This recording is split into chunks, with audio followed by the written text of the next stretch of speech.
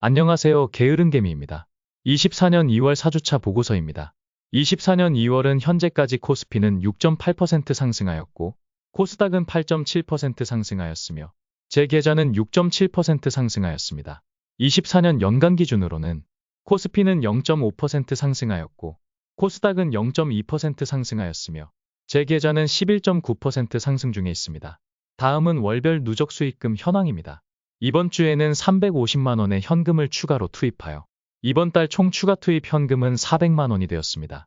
24년 연초 기준으로 원금은 400만 원을 더하여 5억 5,856만 원이고 현재 평가금은 6억 2,474만 원으로 2월 현재까지 수익금은 3,760만 원입니다. 24년 연간 기준으로는 현재까지 6,619만 원의 수익을 기록 중이고 평가보고서를 작성하기 시작한 2020년 이후 누적으로는 2억 5,255만 원의 수익을 기록하고 있습니다. 올해를 포함하여 5년간 연평균 5,051만 원의 수익을 기록하고 있는 셈입니다. 다음은 보유 종목 현황입니다. 이번 주에는 추가 투입한 현금으로 AS텍을 신규 종목으로 매수하였습니다. 이번 주에도 대신증권 우선주와 아세아제지, 신영증권, 한화사무비 종목이 꾸준히 상승해 주어 수익금이 늘어나고 있습니다. 보유 종목들에 대한 이번 주 소식들을 한번 살펴보겠습니다. 먼저 BYC 소식입니다. 올해 BYC의 당기순이익이 237억으로 발표하였습니다. 시가총액이 2,500억 원 수준이니 PER이 10이 약간 넘는 수준입니다. 솔직히 BYC가 보유한 부동산 자산이 2조 원에 육박한다는 점을 생각하면 실적은 적자만 아니기만 해도 대박인 종목입니다. 자본이 장부가로 5,349억으로 꾸준히 증가하고 있습니다. 스프링이 응축되듯 자본이 꾸준히 상승하면 언젠가는 주가가 튕겨져 나갈 수밖에 없다는 생각입니다. 그게 언제일지가 몰라 오랫동안 버티고 기다려야 한다는 점은 단점입니다.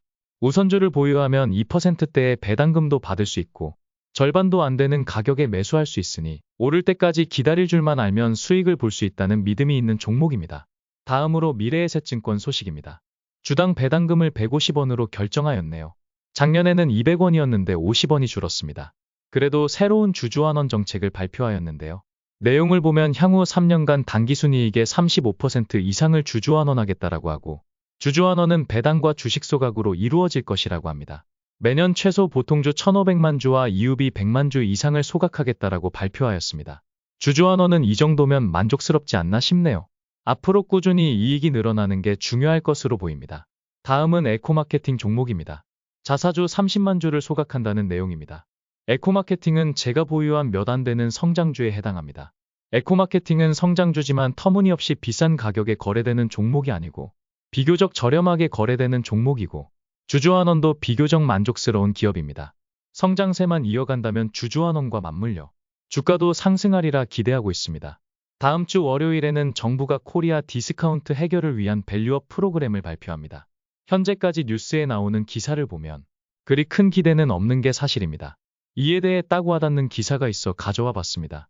단순히 한국의 지배 패밀리들에게 소액주주를 착하게 대하라는 논리는 설득력이 없다라는 내용입니다.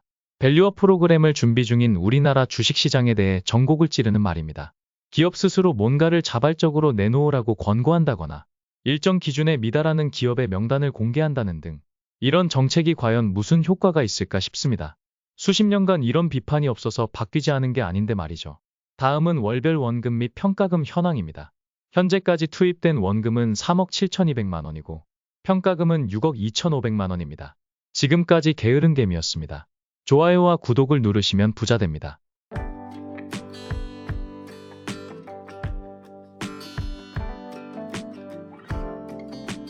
안녕하세요. 게으른개미입니다. 24년 2월 말 보고서입니다.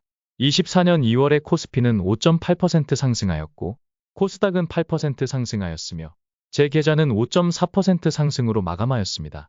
24년 연간 기준으로는 코스피는 0.5% 하락 중이고 코스닥은 0.4% 하락 중이며 제 계좌는 10.3% 상승하였습니다.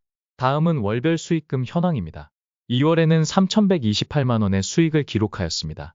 24년 연간 기준으로는 현재까지 5,987만 원의 수익을 기록 중이며 투자보고서를 작성하기 시작한 2020년 이후 누적으로는 2억 4,623만 원의 수익을 기록 중입니다. 연평균으로 살펴보면 올해를 포함한 최근 5년간 연평균 수익은 4,924만 원입니다. 작년에 비축한 현금을 올 1월과 2월에 많이 투입하였습니다. 2천만 원은 중개형 ISA에 납입하였고 2,400만 원은 일반 계좌에 투입하였습니다. 원래 중개형 ISA 계좌의 3년 만기가 올해 3월이었는데 일단 모두 11월 말까지로 연장해 두었습니다. 11월 만기 전이라도 보유 종목들이 어느 정도 많이 올랐을 때를 기다렸다가 매도하고 이전할 계획이고 오르지 않더라도 11월 전에는 만기 해지하고 연금저축펀드로 이체할 예정입니다. 이번 주에는 추가 투입한 현금으로 진양홀딩스와 AS텍을 신규로 매수하였습니다. 진양홀딩스는 제가 보유한 태광산업이나 BYC, 일신방직처럼 자산주이고 AS텍은 비교적 저렴하게 거래되고 있는 성장주입니다. 이번 주에는 아세아제지에 눈에 띄는 공시가 몇 개 있었습니다. 우선 배당금 결정 소식입니다. 주당 배당금은 1,920원으로 시가 배당률은 4.6%입니다. 현재 매수 중인 자사주 매입 규모와 배당을 합하면 거의 10% 정도 되는 셈입니다. 이어 주주총회에서 전자투표제를 도입한다는 내용입니다. 아직도 주주들의 의결권 행사를 저지하기 위해 전자투표를 도입하지 않은 기업들이 많은 가운데 아세아제지는 충분한 주주환원 정책으로 주주들의 표를 받을 자신이 있다는 표현으로 보입니다. 다음으로 주식 분할 결정입니다. 4월 19일부터는 5대1 주식 분할되어 거래될 예정입니다. 주식 분할은 그 자체만으로는 주식의 가치에 영향이 없지만 일반적으로는 주식 가격이 저렴해져 보이는 효과로 호재로 인식됩니다. 아세아제지의 올해 지배순이익은 810억으로 발표하였습니다. 배당금과 자사주 매입 규모가 400억이 약간 안 되는 수준이니 주주환원이 무리한 수준은 아닙니다. 저 PER주이면서 주 PBR주이면서 주주환원까지 적극적으로 했을 때 주가가 얼마나 올라갈 수 있는지는 메리츠 금융지주를 통해 알 수 있습니다. 저는 21년에 메리츠 금융지주를 1만원 초반대에 1780주를 매수하였고 25,000원쯤 모두 수익 실현하였지만 그 이후로 메리츠 금융지주는 계속 올라 현재 8만원대까지 올라왔습니다. 아세아제지도 제2의 메리츠 금융지주처럼 상승하기를 기대해봅니다. 다음은 원금 및 평가금 현황입니다. 현재까지 투입된 원금은 3억 9,200만원 수준이고 평가금은 6억 3,800만원 수준입니다. 지금까지 게으른개미였습니다. 좋아요와 구독을 누르신 분은 부자 됩니다.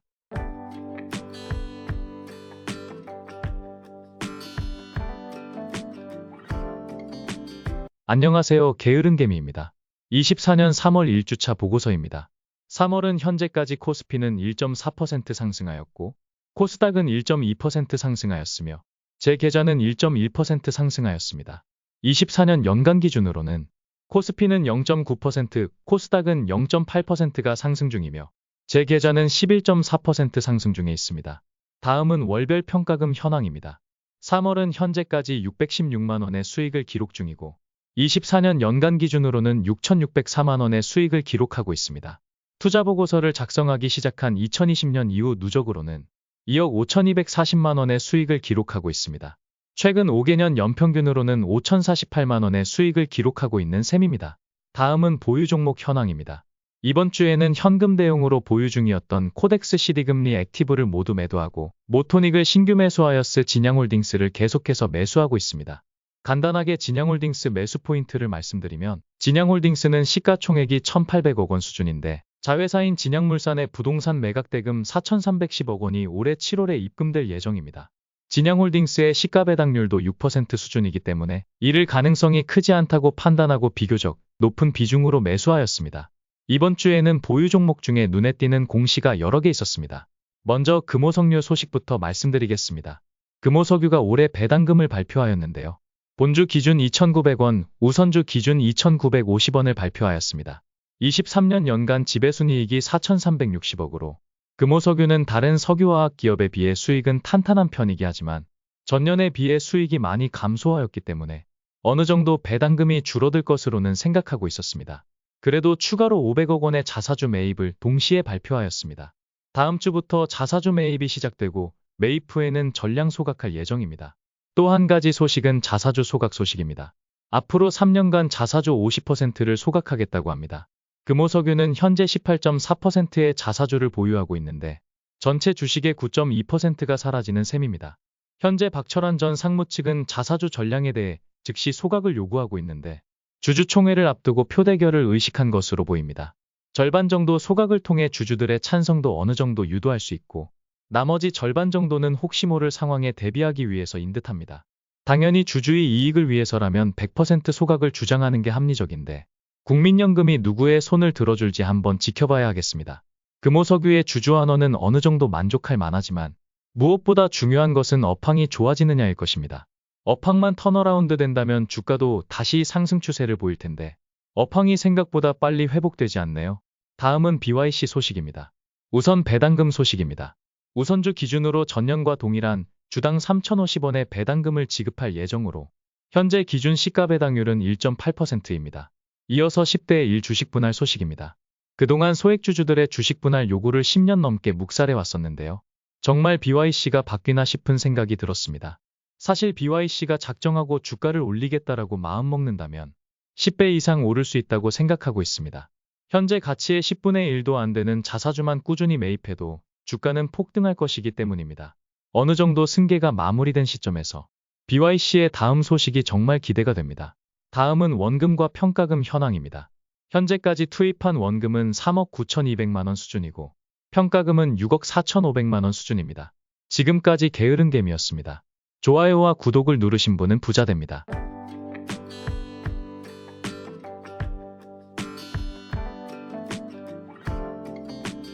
안녕하세요. 게으른개미입니다. 오늘 발표된 24년 2월 말 기준 미국 배당 다우존스 새 상품의 비용 자료를 가져왔습니다.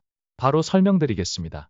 ETF의 비용은 총보수와 기타 비용 그리고 매매 중개 수수료로 이루어져 있습니다. 24년 2월 말 기준 새 상품의 비용을 살펴보겠습니다.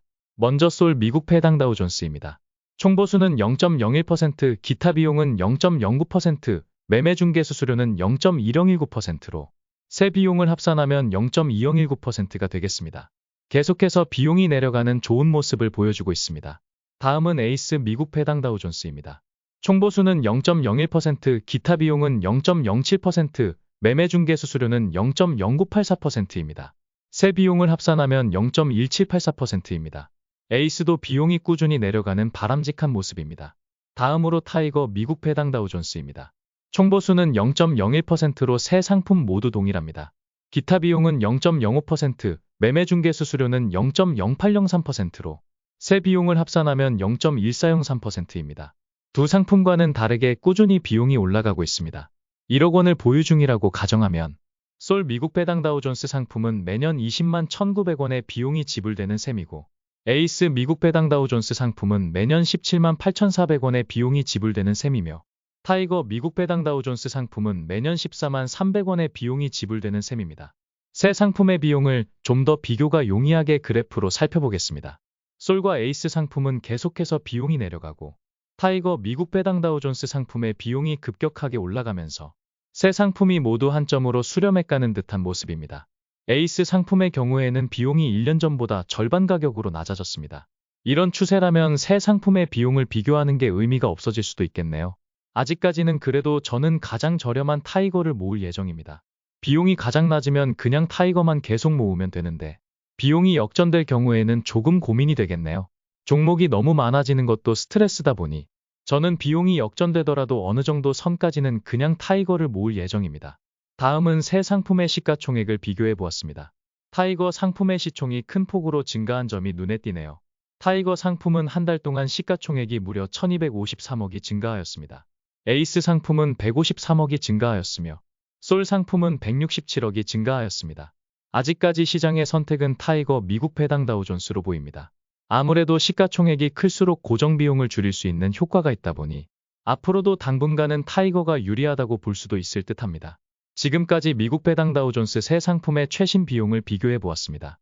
여러분들이 이 영상에 좋아요를 눌러주셔서 새 상품의 비용에 관심을 가지고 있다고 표현을 해준다면 미국 배당 다우존스 뿐만 아니라 자산운용사들이 운용하고 있는 많은 ETF 상품들의 비용을 낮추는 원동력이 될 거라고 생각합니다. 지금까지 게으른개미였습니다. 좋아요와 구독을 누르신 분은 부자 됩니다.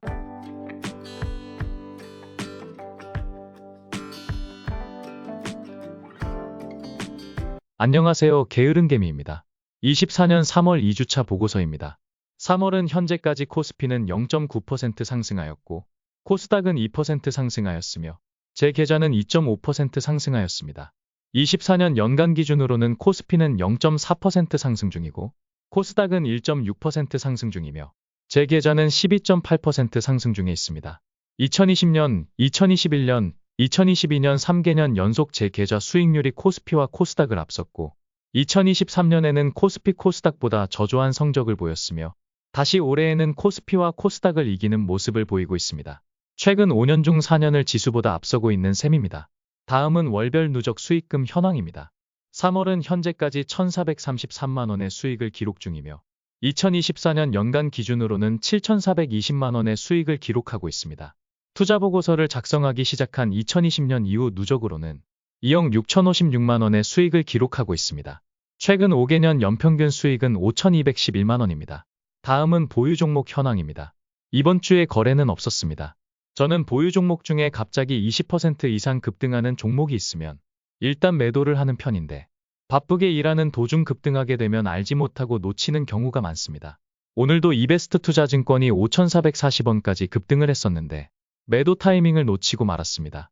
매도를 하지 못한 게 득이 될지는 앞으로 지켜봐야 알 수 있을 듯합니다. 저는 이익 대비 주가가 낮거나 자산 대비 주가가 낮은 주식 또는 고배당 종목이나 자사주를 매입하는 등 주저환원이 높은 저평가 주식을 주로 매수합니다. 아무리 저평가된 주식을 고르고 골라 매수를 했다고 하더라도 모두 올라갈 것이라고는 기대하지 않습니다. 10개 종목을 골랐다면 6개 종목만 올라도 충분히 높은 수익률을 올릴 수 있다고 생각합니다. 하필 제가 고른 종목들 중 비중이 가장 큰 금호석유 우선주가 있어서 수익률을 많이 깎아먹긴 했지만 그래도 평균 이상의 성적을 올리고 있습니다. 그리고 그런 금호석유 우선주마저 올해 받을 배당금까지 포함하여 3년간 받은 배당금을 고려하면 그렇게 큰 손실은 아닌 상황입니다. 저는 거의 20년에 이르는 기간 동안 다양한 투자를 해보았습니다. 단기 투자도 해보았고 성장주 투자도 해보았고 테마주, 급등주, 12BW, ELS, 원유 선물 투자도 해보았습니다. 이것저것 다 해보니 결국 안정적이고 가장 쉽게 돈 버는 방법은 역설적이게도 돈 벌 생각을 하지 말아야 한다는 것을 깨달았습니다. 돈을 벌 생각을 하는 대신에 돈을 잃지 않을 생각을 해야 합니다. 어렵게 생각할 필요조차도 없습니다. 누구나 다 알고 있고 남들이 이야기하는 저평가 우량주, 배당주를 그저 꾸준히 모아가는 것이 정답이라는 생각을 갖게 되었습니다. 100원짜리 주식을 10원에 살 수 있다면 10원에 산 주식이 5원으로 떨어져도 마음이 편안할 수 있습니다. 그리고 마음이 편안해야 장기 투자를 할 수 있고 복리의 마법을 누릴 수 있는 것입니다. 이렇게 가치 투자를 해온 지 10년 가까이 되면서 저의 신념은 확신으로 바뀌고 있습니다.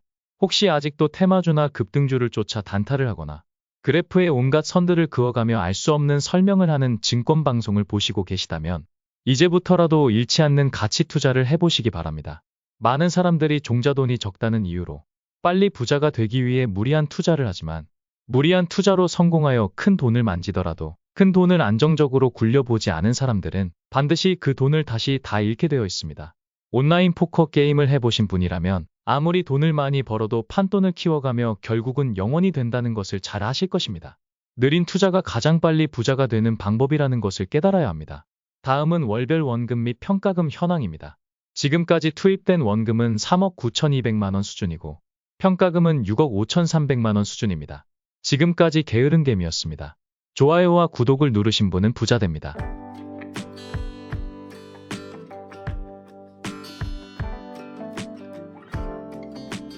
안녕하세요. 게으른개미입니다.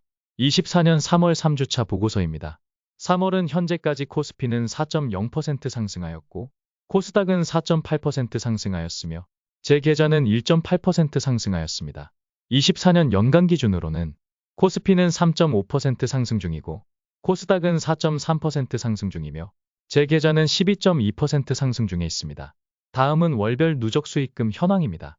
3월은 현재까지 1,051만원의 수익을 기록하고 있고 24년 연간 기준으로는 7,038만원의 수익을 기록하고 있습니다.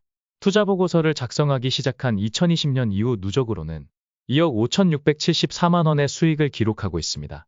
최근 5년간 연평균 수익은 5,134만원을 기록하고 있습니다. 다음은 보유 종목 현황입니다. 이번 주에도 거래는 없었습니다. 이번 주에는 많은 회사들의 주주총회가 있었습니다. 우선 금호석유는 회사 측의 안건이 모두 그대로 통과가 되었습니다. 비록 자사주 전량 소각과 감사위원은 선임하지 못했지만 그래도 이런 견제가 있어서 자사주 50% 소각이라는 성과를 이뤄냈다고 생각합니다. 그리고 금호석유 수출 품목들의 수출 실적이 2월부터 조금씩 올라오고 있는 모습입니다. 아직 급격한 반등은 아니지만 최저점을 지나고 있는 모습입니다. 대신증권은 배당 기준일이 3월 26일 화요일입니다. 따라서 3월 22일 금요일까지 매수한 경우에 배당을 주고 3월 25일 월요일에는 배당락이 발생하니 주의하여야 합니다. 지금부터는 매수하더라도 올해 배당을 받을 수 없습니다. 대신증권은 2,300억 원 규모의 상환전환 우선주를 발행하면서 자기 자본이 3조를 넘어서 종투사 선정 기준을 넘어섰습니다. 종투사로 선정되면 다양한 사업에 추가로 진출할 수 있게 되기 때문에 수익이 커질 수 있습니다. 올해 선정되기를 기대해 봅니다. 다음은 월별 원금 및 평가금 현황입니다. 현재까지 투입된 원금은 3억 9,200만 원 수준이고 평가금은 6억 4,900만 원 수준입니다. 지금까지 게으른개미였습니다. 좋아요와 구독을 누르신 분은 부자 됩니다.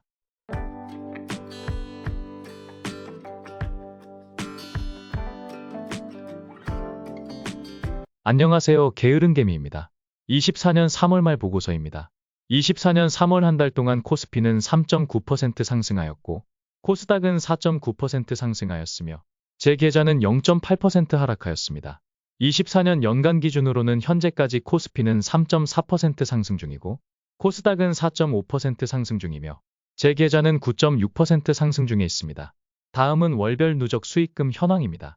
24년 3월에는 437만 원의 손실을 기록하였습니다. 지난주까지는 플러스였는데 몇몇 종목들이 배당락을 맞으면서 마이너스로 전환되었습니다. 24년 연간 기준으로는 5,550만 원의 수익을 기록하고 있고 투자보고서를 작성하기 시작한 2020년 이후 누적으로는 2억 4,186만 원의 수익을 기록하고 있습니다. 최근 5개년 연평균으로는 4,837만 원의 수익을 기록하고 있습니다. 다음은 보유 종목 현황입니다.